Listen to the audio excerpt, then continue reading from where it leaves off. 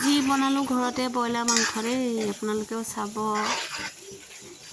প্ৰথমখিনি নেদেখালোঁ বাৰু, পিছতখিনিহে দেখাইছোঁ। এয়া ব্ৰইলাৰ মাংসটো প্ৰথমতে ভাজি ল'লোঁ, অলপমান তেলটো ওলালৈকে ভাজিলোঁ। তাৰপিছত এইফালে মূলা কাটি থৈছোঁ, সৰু আলু, আৰু এইফালে ধনিয়া।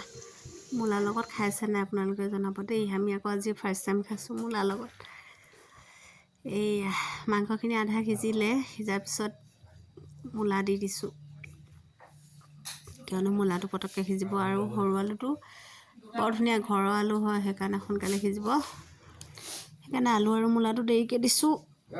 এইয়া দেখিছে নহয়, বনাই আছোঁ মূলা আলু মাংস চব্জি, মূলা সৰু আলু মাংস চব্জি। এইয়া মাংসটো অলপমান ভাজি ল'লোঁ, তাৰপিছতে মূলা আৰু আলু দি, তাৰপিছত আকৌ ভাজিলোঁ।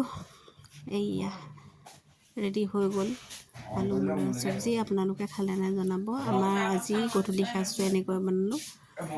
তাৰপিছত মূলা আলু সিজি যোৱাৰ পিছত অলপমান ধনিয়া ওপৰত ছটিয়াই দিলোঁ। আজি ভাতটো খাবলৈ আমাৰ ৰেডি হৈ গ'ল। আপোনালোকে কেনেকৈ খালে জনাব দেই। বাই বাই, সকলোকে গুড নাইট দেই।